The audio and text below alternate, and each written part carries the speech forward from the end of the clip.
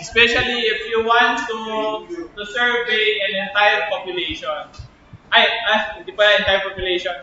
A representative of a population.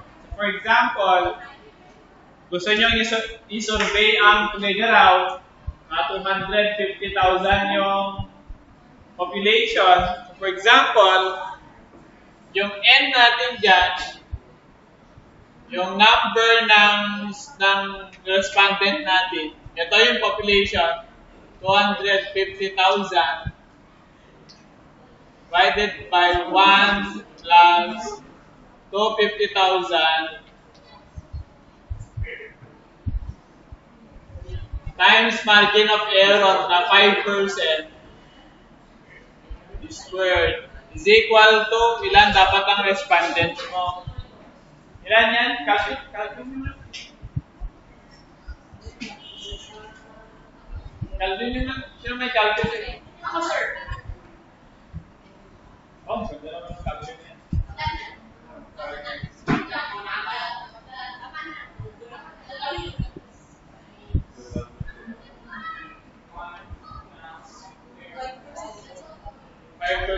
Margin of error.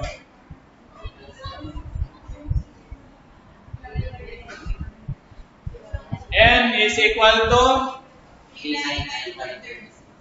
399.36 respondents. Question.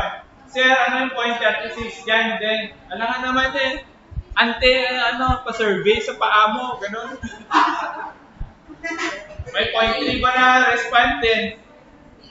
I-round off mo na. 400 respondents. Round up. 0.1 Gafen. 399.1. Anti pa. Survey nga yung toes mo. Ganun. So, that is an example of sampling. Sampling, the samples representing a certain formula. This is what we call Slovin's formula.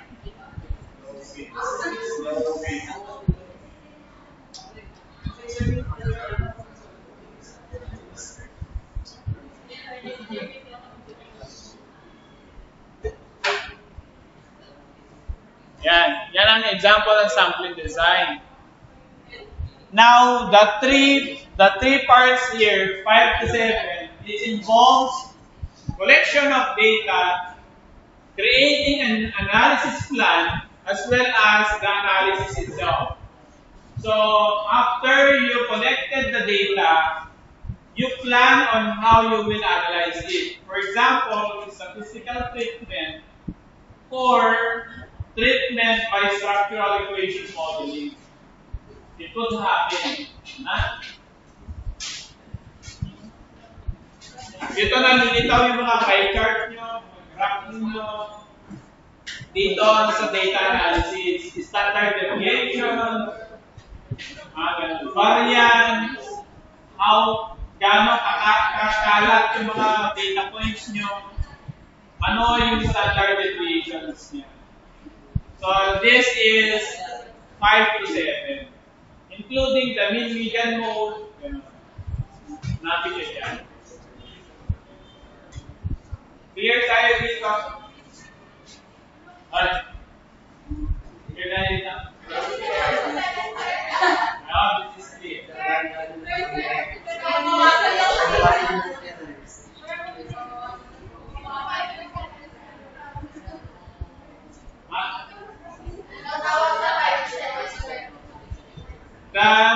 Dito papasok ang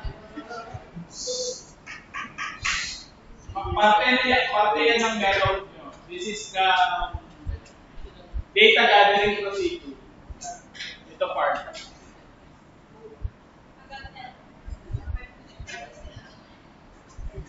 Back to 7. Sa 8 to 10, dito na papasok ang chapter 4. Interpretation of findings. Results and discussion. Susunod yan, discussion and conclusion. Then finally, the entirety of your thesis or the entirety of the research. Ah, clear ka? Quiz na din tayo.